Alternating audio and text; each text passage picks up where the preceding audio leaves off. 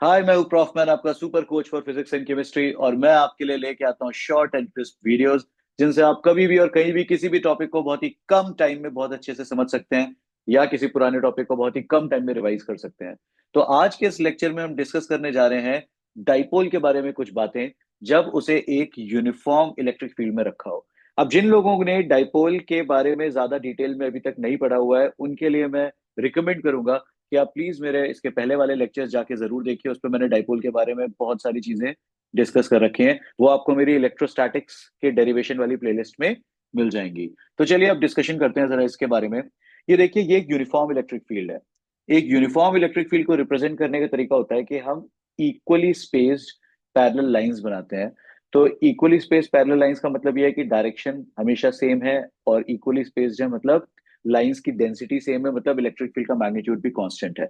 तो अगर electric field का मैग्नीट्यूड एंड डायरेक्शन दोनों ही कांस्टेंट है तो वो एक यूनिफॉर्म इलेक्ट्रिक फील्ड है।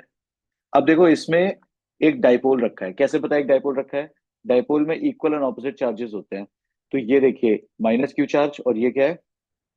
प्लस क्यू चार्ज, और इनको एक डिस्टेंस से सेपरेट किया हुआ है। तो ये क्या बन गया? ये पूरा सिस्टम क्या है? एक इलेक्ट्रिक डाइपोल। और इसको हमने रखा हुआ है एक यूनिफॉर्म इलेक्ट्रिक फील्ड में। अब अगर कोई मुझसे बोलता है कि आपको इस इलेक्ट्रिक डाइपोल पे फोर्स निकालना है, तो मैं बोलूंगा भाई देखो, इलेक्ट्रिक डाइपोल में दो चार्जेस हैं। जो इन चार्जेस पर फोर्स लगेगा रिजल्टेंट, उन्हीं का रिजल्टेंट अगर मैं निकाल दूंगा तो मुझे क्या मिल जाएगा? इस डाइपोल पे नेट फोर्स मिल जाएगा। अब इसके लिए एक चीज आप लोगों को पता होनी चाहिए, जो मैंने यहाँ पे लिख भी दी है, कि अगर एक पॉजिटिव चार्ज को हम इलेक्ट्रिक फील्ड में रखते हैं तो उस पे जो फोर्स लगता है उसका मैग्नीट्यूड होता है क्यू इंटू ई, और वो हमेशा इलेक्ट्रिक फील्ड के डायरेक्शन में लगेगा। याद रखिएगा इस बात को, एक पॉजिटिव चार्ज पे जो भी फोर्स लगेगा उसका मैग्नीट्यूड होगा क्यू इंटू ई, और वो हमेशा इलेक्ट्रिक फील्ड के डायरेक्शन में लगेगा। तो ये है एक पॉजिटिव चार्ज, और इलेक्ट्रिक फील्ड का डायरेक्शन भी टुवर्ड्स राइट है, और पॉजिटिव चार्ज पे फोर्स भी in the direction of electric field लगता है। तो मैंने टुवर्ड्स राइट एक फोर्स बना दिया जिसका मैग्नीट्यूड है क्यू इंटू ई। अब ये नेगेटिव चार्ज है। तो नेगेटिव चार्ज को अगर आपने इलेक्ट्रिक फील्ड पे रखा है तो उस पर जो फोर्स लगेगा उसका भी मैग्नीट्यूड तो क्यू इंटू ई ही होगा, बट वो in the opposite direction of electric field लगता है। तो ये है नेगेटिव चार्ज। अब इलेक्ट्रिक फील्ड का डायरेक्शन टुवर्ड्स राइट है, तो उसका ऑपोजिट डायरेक्शन यानी लेफ्ट के डायरेक्शन में इस नेगेटिव चार्ज पर फोर्स लगेगा, और उसकी वैल्यू होगी क्यू इंटू ई। तो आपको देखिए यहाँ पे क्लियरली दिखाई दे रहा है कि इस पूरे डाइपोल पे अगर मैं देखूं तो एक फोर्स क्यू इंटू ई टूवर्ड्स राइट लग रहा है, और एक फोर्स क्यू इंटू ई टूवर्ड्स लेफ्ट लग रहा है। तो अगर मैं रिजल्टेंट या नेट फोर्स की बात करूंगा, दोनों फोर्सेस ऑपोजिट डायरेक्शन में, तो उनको हम सब्ट्रैक्ट कर देंगे। यानी एफ नेट किसके इक्वल हो जाएगा? क्यू ई और माइनस क्यू ई, क्योंकि ये ऑपोजिट डायरेक्शन में था। तो जो नेट फोर्स है वो कितना आ जाएगा इस डाइपोल पर? जीरो। तो इससे मुझे ये पता चल रहा है कि अगर एक इलेक्ट्रिक डाइपोल को मैं यूनिफॉर्म इलेक्ट्रिक फील्ड पे रखूंगा तो उस पर नेट फोर्स हमेशा क्या होने वाला है? जीरो। और आप क्लास 11 में पढ़ चुके हैं कि जब भी किसी सिस्टम पे नेट फोर्स जीरो होता है तो हम बोलते हैं कि वो सिस्टम क्या है? ट्रांसलेशनल इक्विलिब्रियम में है। तो यहाँ पर जो आपसे क्वेश्चन पूछा जा सकता है वो कई बार डायरेक्ट पूछते हैं बोर्ड्स में, कि अगर एक इलेक्ट्रिक डाइपोल को हम यूनिफॉर्म इलेक्ट्रिक फील्ड में रखते हैं तो वो ट्रांसलेशनल इक्विलिब्रियम में रहेगा हमेशा, इसको प्रूव करिए। तो आप बिल्कुल सेम तरीके से ये डायग्राम बनाएंगे, इसके बाद एफ नेट लिखेंगे, और उसके बाद आप स्टेटमेंट लिखेंगे। क्यों? क्योंकि एफ नेट हमेशा जीरो आ रहा है। इसका मतलब इलेक्ट्रिक डाइपोल को अगर आप यूनिफॉर्म इलेक्ट्रिक फील्ड में रखेंगे तो वो ट्रांसलेशनल इक्विलिब्रियम में होगा। तो अब देखो, ये तो मुझे पता चल गया है कि फोर्स तो नहीं लगता, लेकिन क्या टॉर्क लगती है? उसको चेक करते हैं। फिर से देखिए, पूरा डायग्राम मैंने यहाँ पे बना रखा है। इस बार ये माइनस क्यू, ये प्लस क्यू, फोर्सेस मैंने वैसे ही बना रखे हैं। और इन दोनों चार्जेस के बीच का जो डिस्टेंस है वो डी है, या हम कह सकते हैं कि जो डाइपोल की लेंथ है वो क्या दे रखी है? डी दे रखी है। और ये जो डाइपोल है, ये इलेक्ट्रिक फील्ड के साथ थीटा एंगल बना रहा है। देखो, डाइपोल का डायरेक्शन होता है माइनस चार्ज से पॉजिटिव चार्ज की तरफ। ये मैं पहले आपको लेक्चर्स में एक्सप्लेन कर चुका हूँ। तो ये हो गया डाइपोल का डायरेक्शन, और ये है इलेक्ट्रिक फील्ड का डायरेक्शन। तो इस डायरेक्शन और इस डायरेक्शन के बीच में जो एंगल है वो कितना दे रखा है? थीटा। तो इससे मुझे पता चल गया कि डाइपोल जो है वो इलेक्ट्रिक फील्ड के साथ थीटा एंगल बना रहा है, और डाइपोल की जो लेंथ है वो है डी। अब देखो, मुझे कैसे पता चलेगा कि यहाँ पे टॉर्क लगेगी या नहीं? टॉर्क कब लगती है? जब दो इक्वल एंड ऑपोजिट फोर्सेस किसी डिस्टेंस से सेपरेटेड होते हैं। तो देखो, ये है एक फोर्स क्यू ई।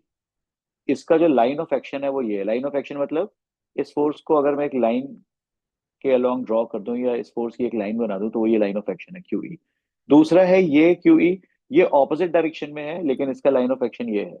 तो दोनों फोर्सेस के लाइन ऑफ एक्शन अगर अलग अलग होते हैं, मतलब उनके बीच में कुछ डिस्टेंस होता है, तो हम बोलते हैं कि ये दोनों फोर्सेस जो इक्वल एंड ऑपोजिट फोर्सेस हैं, ये कहलाएंगे torque couple.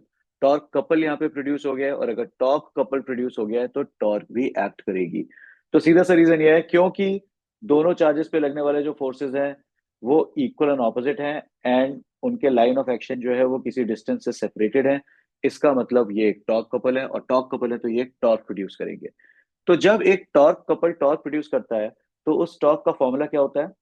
Magnitude of force from the torque couple, यानी टॉर्क कपल में क्योंकि इक्वल एंड ऑपोजिट है तो किसी भी फोर्स का मैग्नीट्यूड ले लिया, इनटू इन दोनों के बीच का perpendicular distance between the line of action. इसका लाइन ऑफ एक्शन ये है, इसका लाइन ऑफ एक्शन ये है, तो जो परपेंडिकुलर डिस्टेंस है वो क्या आ गया? ये आ गया। यानी ये वाला जो पूरा डिस्टेंस है, इसको मैंने एक्स मान रखा है, ये हो गया परपेंडिकुलर डिस्टेंस।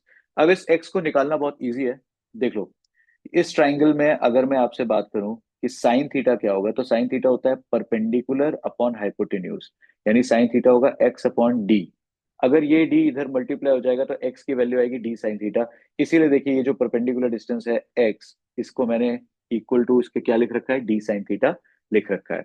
तो फिर अब टॉर्क की वैल्यू निकालते हैं। टॉर्क होता है मैग्नीट्यूड ऑफ फोर्स, ये सब यहाँ पे लिखा हुआ है। मैग्नीट्यूड ऑफ फोर्स कितना है? क्यू ई, इंटू दोनों के बीच का परपेंडिकुलर डिस्टेंस जो कि है डी साइन थीटा। अब यहां पर देखो एक चीज आ रही है, Q into D. Last to last lecture में मैं आपको बता चुका हूं कि Q इंटू डी, यानी कि डाइपोल का चार्ज का मैग्नीट्यूड इंटू डाइपोल की लेंथ, जब Q इंटू डी करते हैं तो हमें क्या मिलता है? डाइपोल मोमेंट मिलता है। तो Q इंटू डी की जगह मैं क्या लिख सकता हूँ? Dipole moment P। तो अब देखो, इसकी जगह तो मैंने लिख दिया P, फिर बचा E और साइन थीटा। तो जो टॉर्क है उसका मैग्नीट्यूड कितना आया? वो आ गया PE साइन थीटा। अब जब भी कोई चीज PE साइन थीटा या AB साइन थीटा इस फॉर्म में होती है, तो वेक्टर फॉर्म में हम उसे क्या लिख सकते हैं? P cross E, cross product के फॉर्म में लिख सकते हैं। तो अगर इन वेक्टर फॉर्म आपसे टॉर्क पूछा जाए तो टॉर्क की वैल्यू आएगी P क्रॉस E, क्योंकि P क्रॉस E की ही का ही जो मैग्नीट्यूड होता है क्रॉस प्रोडक्ट का, वो कितना होता है? PE sine theta. और इससे हमें एक चीज और पता चल रही है कि जो टॉर्क है वो dipole moment and electric field दोनों के प्लेन के परपेंडिकुलर होगी, क्योंकि जो क्रॉस प्रोडक्ट होता है वो दोनों वेक्टर्स के प्लेन के परपेंडिकुलर होता है। तो आई होप आपको अब ये चीज क्लियर हो गई है कि अगर एक इलेक्ट्रिक डाइपोल को हम यूनिफॉर्म इलेक्ट्रिक फील्ड में रखेंगे तो उस पे कोई फोर्स तो कभी नहीं लगेगा, लेकिन टॉर्क लगती है। टॉर्क का मैग्नीट्यूड होता है पी ई साइन थीटा, और वेक्टर फॉर्म में हम उसे लिख सकते हैं पी क्रॉस ई। तो चलिए देखते हैं कि डाइपोल इक्विलिब्रियम में कब होगा। तो देखो, ये तो पता है कि वो हमेशा ट्रांसलेशनल इक्विलिब्रियम में रहता है, लेकिन जब वो रोटेशनल इक्विलिब्रियम में भी होगा तो हम कह सकते हैं वो कंप्लीट इक्विलिब्रियम में है। और रोटेशनल इक्विलिब्रियम में होने के लिए टॉर्क हमेशा क्या होता है? जीरो। जैसे ट्रांसलेशनल इक्विलिब्रियम के लिए फोर्स जीरो होना चाहिए, वैसे रोटेशनल इक्विलिब्रियम के लिए टॉर्क जीरो होना चाहिए।